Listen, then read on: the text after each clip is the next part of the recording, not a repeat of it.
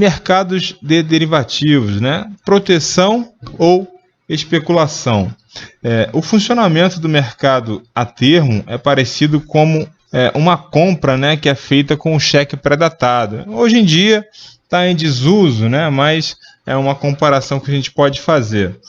E o que nós vamos aprender na aula de hoje? O que são derivativos e para que servem? Quais os riscos dos mercados de derivativos? O que é alavancagem? O que são opções? Né? O que é um contrato futuro? Entre outros assuntos.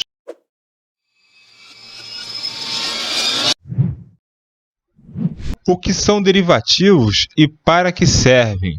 São operações financeiras que derivam de ativos negociados no mercado à vista. Mercado à vista, a nossa aula que nós falamos aí sobre ações, tratamos aí sobre esse tema.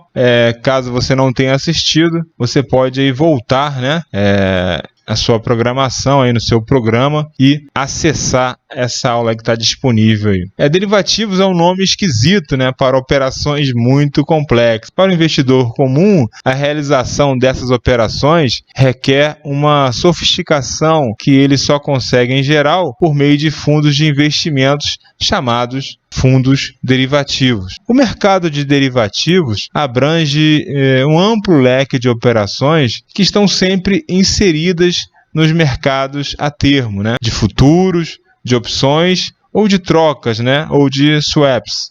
Em qualquer um deles, né, um investidor ele pode negociar tanto commodities quanto ativos financeiros, né, como taxa de juro, índice de mercado, entre outros. Quando o investidor procura uma operação com derivativos, ou ele está especulando ou buscando proteção.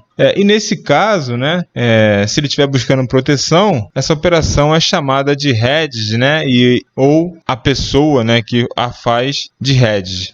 Os hedges tentam proteger seus negócios limitando ou transferindo seus riscos para os especuladores, né, que é o nosso caso, né, futuros, né, especuladores aí da Bolsa de Valores. Estes, por sua vez, assumem riscos a fim de alavancar suas aplicações no mercado à vista, ou seja, utilizam os mercados futuros e de opções para aumentar seu patrimônio e quando os ventos do mercado sopram a seu favor, costumam ganhar muito dinheiro. As commodities, né, em inglês, né, o termo commodity significa mercadoria, né? Trata-se de um tipo particular de mercadoria em estado bruto ou processado, né? Devidamente padronizado. Ele pode ser de natureza agrícola, né? Como o café, como a soja, milho, ou de natureza industrial, como o petróleo, né? Cobre, né? Minério de ferro. Então, são coisas que vocês vão acompanhar e devem acompanhar, né? A cotação do minério de ferro em Dalian, né? A cotação do petróleo Brent, enfim, isso também pode influenciar nossas operações no mercado.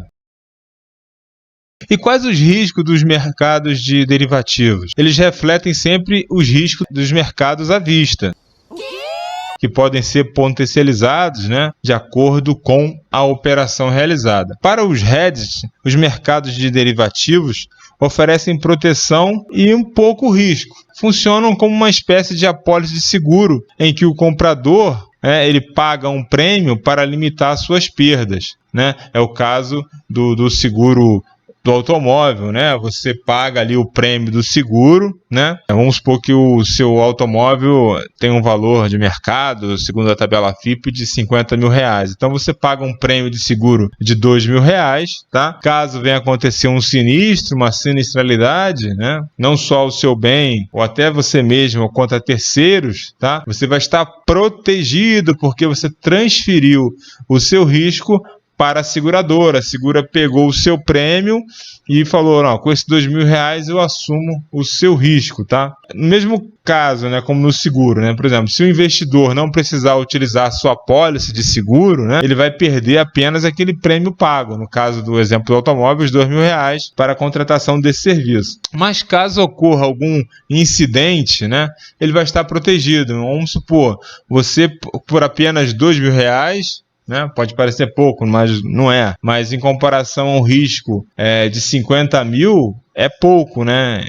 com relação a esse comparativo. Então, pagando pouco, você acabou se protegendo de um valor muito maior aí que você estava correndo risco aí. Não só no mercado, mas também como no caso aí do exemplo que eu dei dos seguros, tá? Então, no mercado de derivativos, a fim de limitar essas perdas, você faz aí uma trava, né? Travando um preço para que o ativo ele fique protegido, né? Caso ocorra uma direção de preços contrária àquela ao qual você objetivava alcançar, no caso de uma compra daquele ativo subir, né? No caso aí o ativo que a gente fala, o ativo do mercado à vista, né?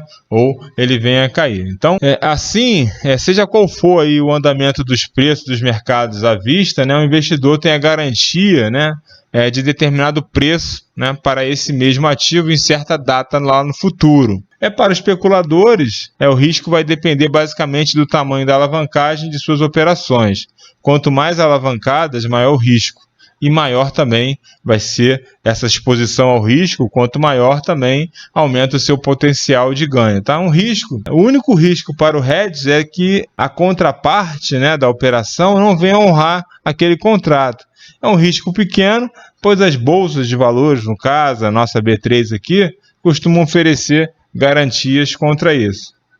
E o que é a tal alavancagem, né? É o quanto você assume de risco com os derivativos para aumentar o retorno de suas aplicações no mercado à vista. A alavancagem é um termo que se aplica em várias situações. Qualquer situação em que a empresa ou o investidor assuma uma posição maior do que permitem seus próprios recursos é uma forma de alavancagem, né? A indústria que precisa expandir sua produção e faz um empréstimo para financiar suas obras está se alavancando. O investidor que assume posições maiores que seus recursos próprios para aplicações, ele também está se alavancando, né? E para fazer isso ele vai se utilizar contratos negociados aí no mercado de derivativos, né? No caso do mercado futuro, o dólar, o índice, né? Como exemplo aí. A alavancagem é um dos pontos que mais fascinam e assustam, né, no mercado de derivativos. E a despeito dessa complexidade, geralmente a entrada no mercado financeiro, até talvez pelo apelo, né, das mídias, sempre se dá pelo mercado mais difícil, né, da especulação, né, mercado derivativo, contrato futuro. Voltando aí ao tema aí do mini índice, mini dólar, tá?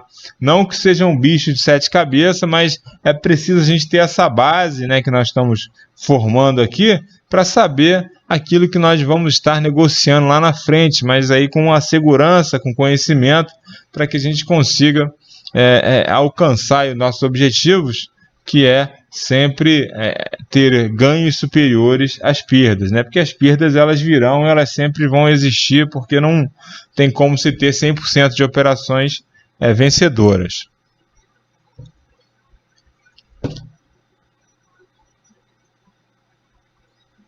E o que são opções, né? São contratos que eles lhe dão direito de compra ou venda de determinado ativo, numa data específica, a um preço pré-estabelecido. Então suponha aí que você esteja planejando a compra de um carro. Vamos voltar ao exemplo do carro. A gente usou o carro lá no seguro e agora a gente vai usar para explicar. A gente usou o exemplo do seguro do automóvel para explicar a questão do derivativo, né? Da questão do hedge, né? Melhor dizendo, da proteção. E agora aqui a gente vai falar aí sobre a questão da compra do carro para explicar um pouquinho das opções. Então, suponha aí que você esteja planejando a compra de um carro, você começa a visitar concessionárias e avaliar os preços, né? As marcas e condições de pagamento. Em determinada loja, você encontra um carro de que você gosta, aí, ao preço aí, um exemplo de R$20 mil. Mas você quer visitar outras concessionárias até se convencer, né, de que esse é um bom negócio. Então você deixa um sinal de 1.000 para garantir o carro e fica de voltar 2 dias depois para fechar o negócio. Você achou, na primeira loja que você saiu, você achou aquele carro tão bom, era a cor que você queria, o modelo, o ano, o estado de conservação, a um preço que você até considerava justo, mas você também não ia se negar essa oportunidade, né, de verificar outras opções. Então você vai optar, né, por deixar aquele sinal aí de R$1.000 em garantia ali. tá? Nesse período você vai encontrar o mesmo carro em outra concessionária ao preço de R$10.000. Então, você não se importa, né, de perder 1.000, né, que deixou para reservar o outro carro, porque afinal você vai estar fazendo aí um excelente negócio, né? Você está deixando, né, de gastar ou lucrando R$9.000, tá? Então, que vai ser a diferença entre o custo do carro que você encontrou, né, depois de ter feito aquela reserva lá do carro anterior visitado na loja, tá? Então, essa diferença aí, ela paga, né, esse prêmio, né, que você pagou, né, essa opção de compra que você pagou, né, essa oportunidade que surgiu após essa opção de comprar a 20.000 é muito mais vantajosa do que efetivamente comprar o veículo aos R$20.000, tá? Então, isso faz com que você é isso que a gente costuma falar, né, com relação às opções, que com pouco, né, você se expõe há uma variedade, né, de oportunidades para alavancar o seu investimento, tá? O que você fez, né, foi garantir uma opção de compra, né, voltando ao exemplo de um carro, a determinado preço, e ela pode se realizar ou não. É assim também quando você faz uma opção de compra de uma determinada ação. Você paga aquele prêmio ali pequenininho, geralmente em centavos, né, ou poucos reais, né, geralmente até menos de uma dezena de real, né, ao invés de comprar diretamente aquele papel que talvez custe centenas, né, ou milhares de reais, tá? E caso a sua expectativa de valoração daquele ativo não ocorra, né, você vai perder apenas aquilo que você investiu, né, e não o seu capital, um exemplo como um todo. Vamos supor que você tivesse R$10.000, né, e você poderia comprar R$10.000 de determinado papel. Mas você vai optar aí por fazer um contrato, vai comprar R$1.000, tá? E se esse papel despencar, cair 50%, exemplo, você vai perder R$500, né? Tá? Naquele momento. Mas se você tivesse colocado os R$10.000, sua perda seria de 5.000, tá? É só para a gente entender como é que essa proporcionalidade com relação à exposição ao mercado, tá? Então, você sempre limita aí a sua perda àquele prêmio pago, né? Aquela reserva que você fez, aquela sua opção de comprar ou vender. A gente não vai entrar em casos no detalhe da venda, opções de venda, tá? Porque isso aí fica para um conteúdo mais avançado quando a gente for tratar de opções, tá? O preço, né, é aquele preço pré-estabelecido no contrato de opção, que é chamado de preço de exercício, tá? Então, é um termo que vocês vão encontrar aí comumente no mercado, aí no dia a dia.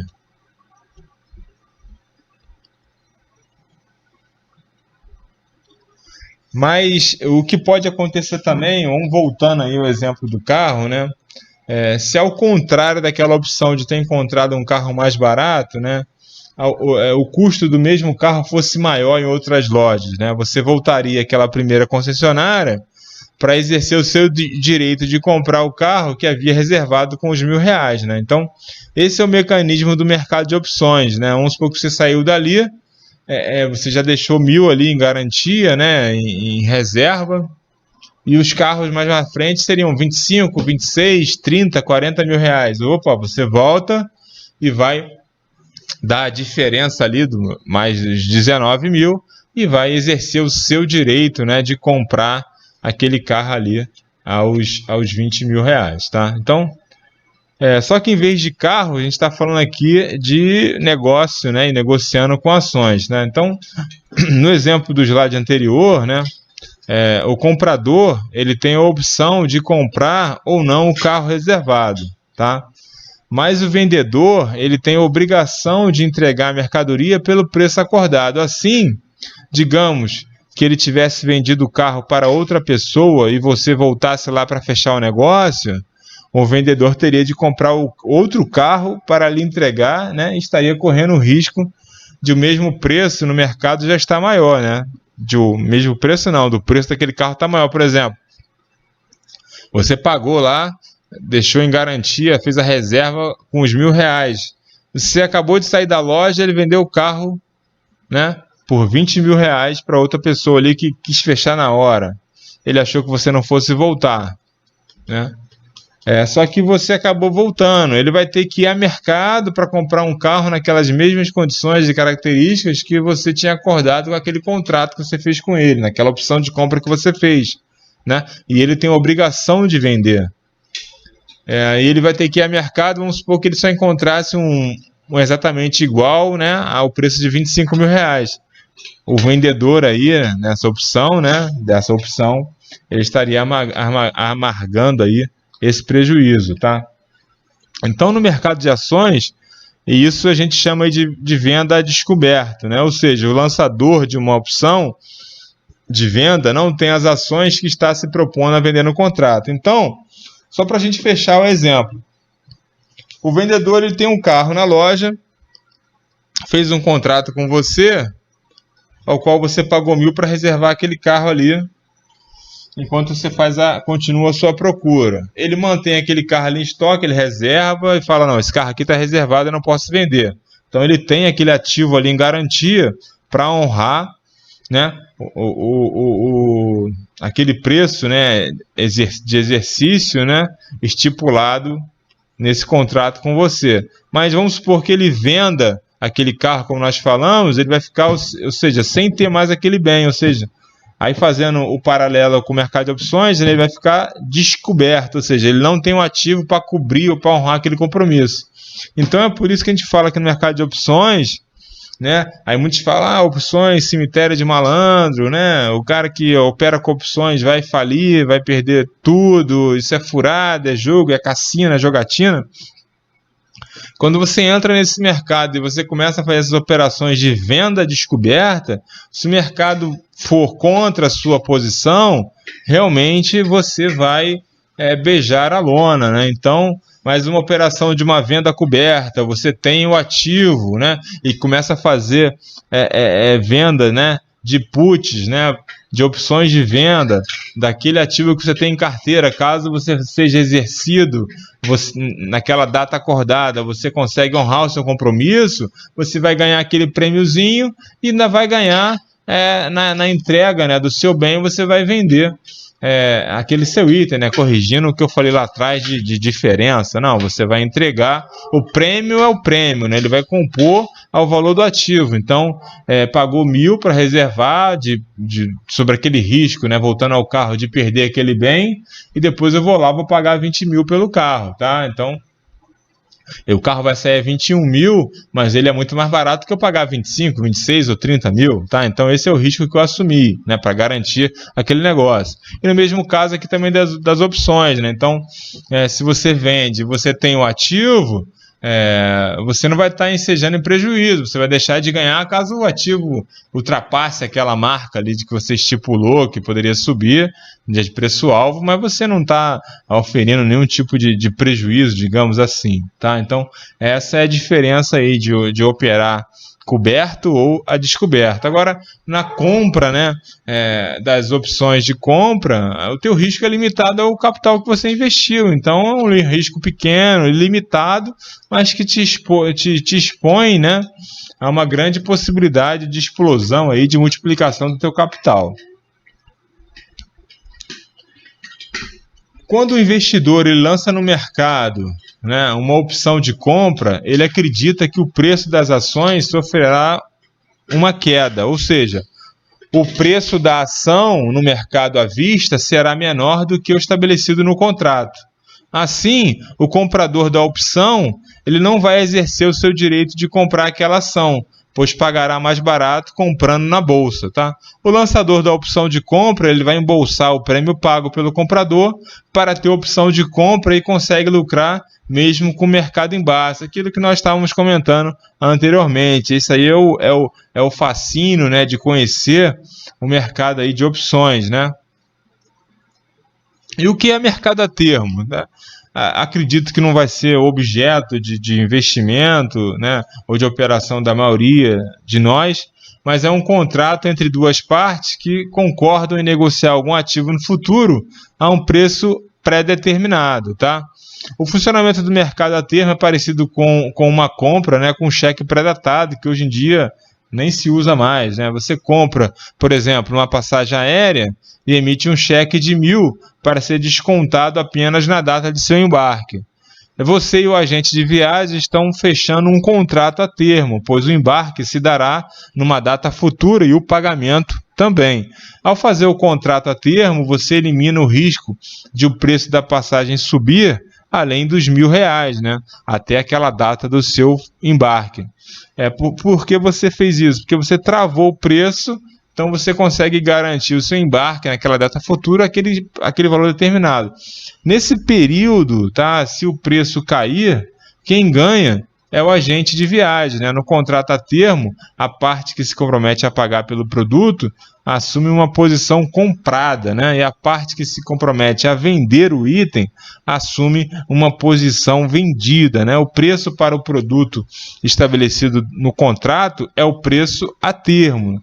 E o valor de face, né, ou o valor nominal do contrato, é a quantidade de ativos especificada no contrato multiplicada pelo preço a termo. E o que é contrato futuro, né? Um contrato futuro é, na essência, um contrato a termo, mas padronizado e negociado em uma bolsa organizada, tá? A padronização do contrato significa que suas especificações, como quantidade, preço do ativo a ser entregue, são as mesmas para todos os contratos. No caso de contratos futuros de commodities, como soja, café ou boi gordo, a qualidade do produto também deve estar especificada nesse contrato. A bolsa ela é intermediária das negociações entre o comprador e o vendedor. No Brasil, a B3 é o principal centro de negociação desses contratos. Os contratos que possuem maior liquidez são os ativos financeiros como taxas de juro e dólar. Para que compradores e vendedores confiem nesse mercado de liquidação futura, é fundamental que não tenham dúvida de que sua contraparte do contrato vai honrar integralmente os compromissos assumidos. As clearing houses, né, elas controlam todos os contratos e são responsáveis por assegurar seu cumprimento. Elas assumem um papel de vendedor para todos os compradores e de comprador para todos os vendedores, tá? Clearing houses são instituições que prestam serviços de compensação e liquidação de operações realizadas em bolsa de valores ou outros mercados organizados. E o que é swap, né? É um acordo de troca de ativos, né? Moeda, taxa de juros, etc., entre outras partes. Em inglês, né? Swap significa troca, ou basicamente a troca é a função desse acordo, né? O objetivo dela é trocar, né? Cambiar, né? Mudar, né? O ativo, né? O contrato de swap equivale a uma série de contratos a termo. Há enormes variações de contratos de swap que atendem a necessidades específicas de cada pessoa. Eles podem ser negociados na B3 quando são padronizados. Também podem ser negociados no chamado mercado de balcão, que é quando você contrata um banco para fazer um contrato específico para atender às suas necessidades. Uma empresa exportadora, por exemplo, costuma fazer swap de moeda, isso porque sua receita é em dólar, né? Mas ela está no Brasil, seus custos de produção são em real, então ela tem que fazer essa troca aí entre a moeda estrangeira, né, do país aí para qual ela exporta, para a moeda local, onde ela tem que fazer a aquisição de seus insumos e pagamento dos seus fornecedores e funcionários, né? Então ela vai recorrer ao banco para se proteger contra o descasamento, né, entre essas duas moedas aí.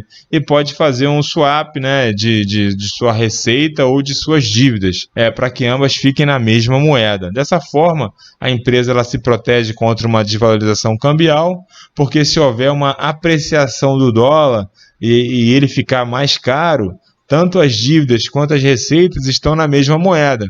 Se por um lado as dívidas aumentam em razão da alta do dólar, por outro, as receitas, né, elas também vão se valorizar, porque elas ficam igualmente em dólar.